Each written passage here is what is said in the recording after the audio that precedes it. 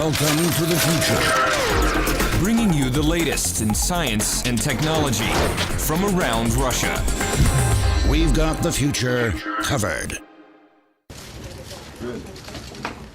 By August 2010, Julian Assange had become the world's most popular media figure. The WikiLeaks founder savored the glory of being a lone fighter and the sole adversary to the world's superpower.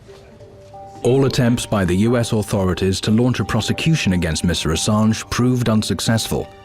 The WikiLeaks founder had tried to be legally irreproachable until he decided to attend a seminar in Stockholm in August 2010.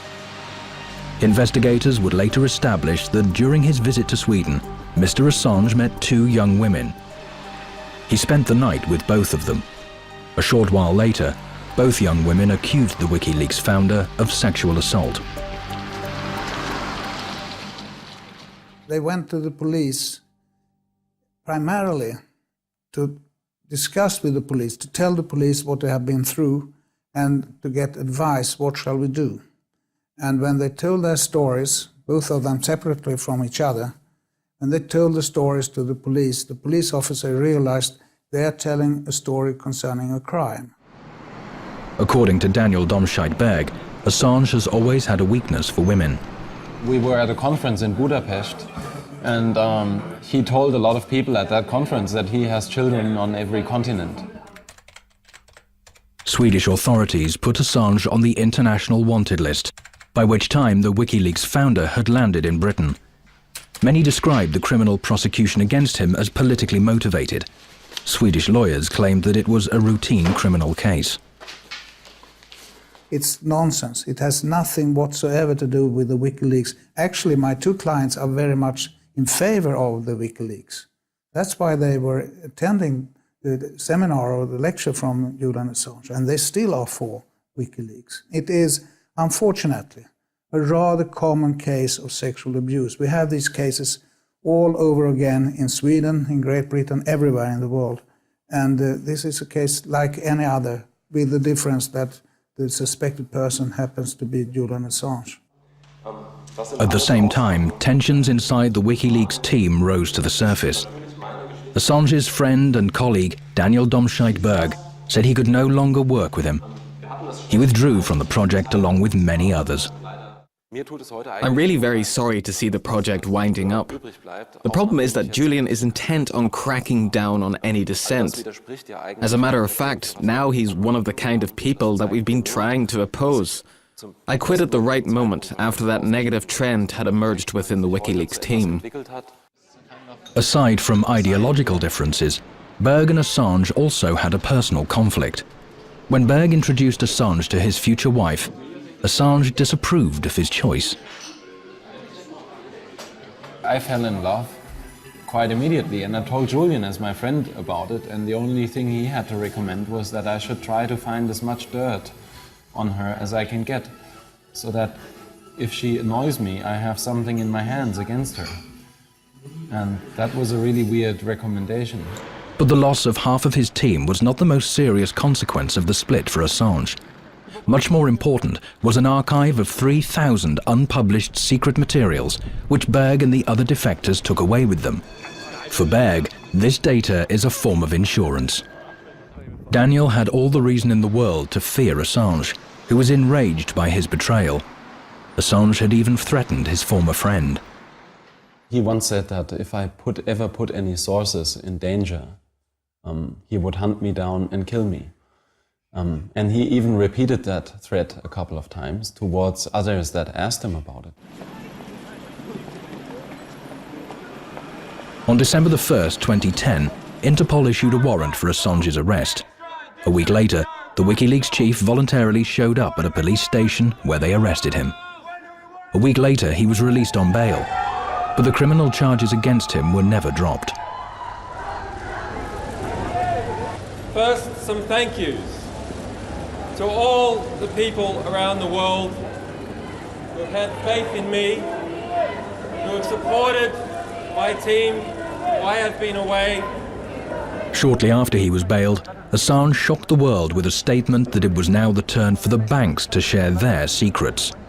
He announced the publication on WikiLeaks of huge volumes of information on private accounts in Swiss banks.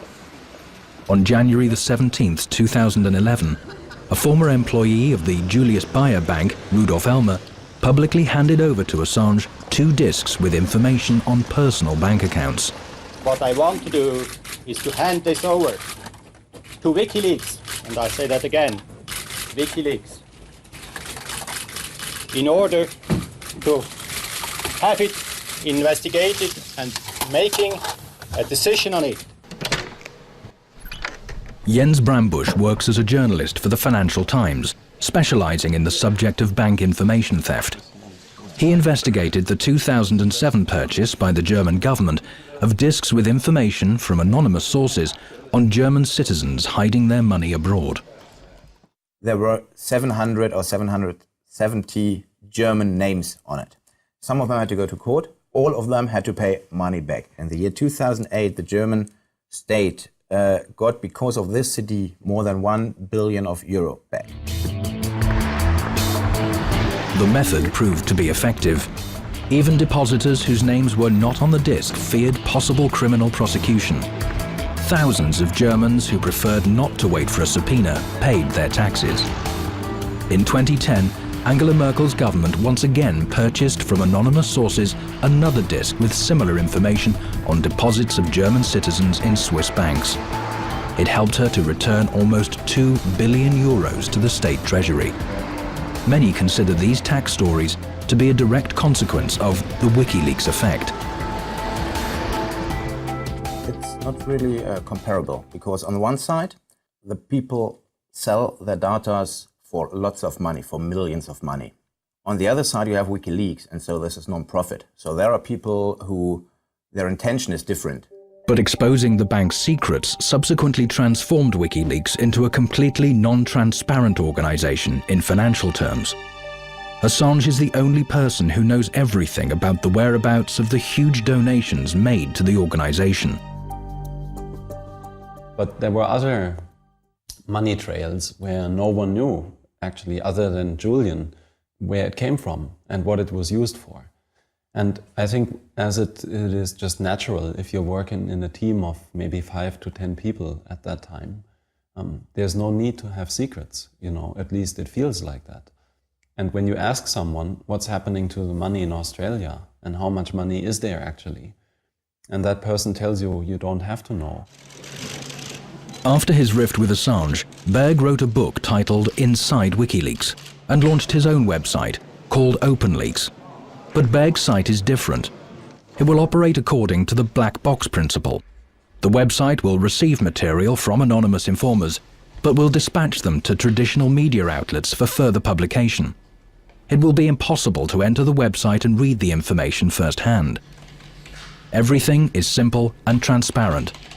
Berg wants to ditch spy schemes, publicity, and the self-advertising which Assange seems to like so much.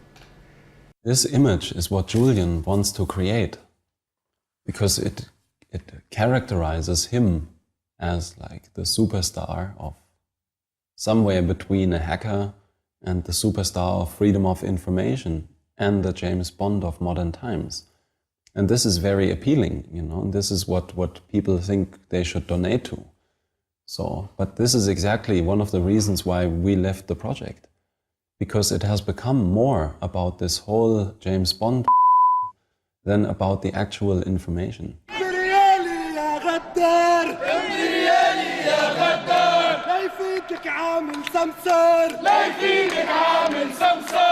Self-administration was introduced at all universities in Tunisia after the revolution.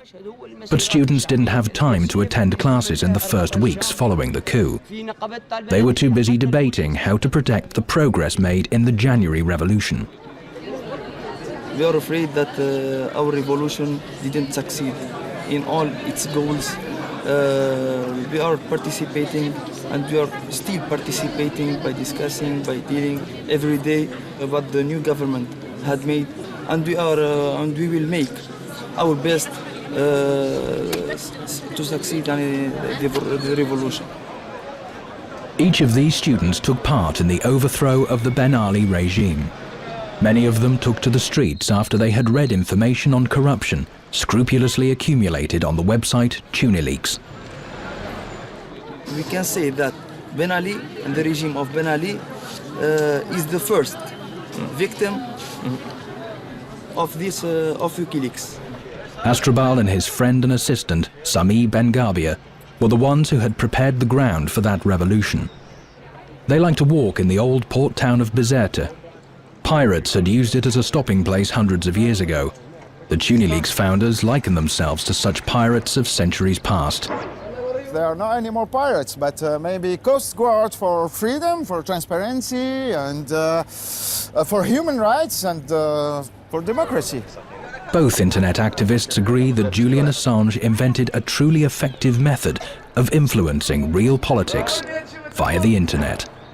The proof maybe was Tunisia, the leaks that have been published by WikiLeaks and by WikiLeaks have played a role. We don't know, we cannot measure the role, how big it was, but it has helped to confirm the common knowledge that the Tunisians shared about the corruption of the family Ben Ali and close member of the family. What is sure with WikiLeaks, there are a new tradition now, and it will be hard to hide certain things. Later that same day, the streets of Tunisia swelled with crowds of people again. But this time around, they were not protesting. It was a celebration. In Egypt, President Hosni Mubarak had been forced to step down under the pressure from millions of people. Another internet revolution had achieved its goal. The revolutionary tsunami that rose in Tunisia has already swept across several countries, and it's anyone's guess whose shores it may reach in the near future.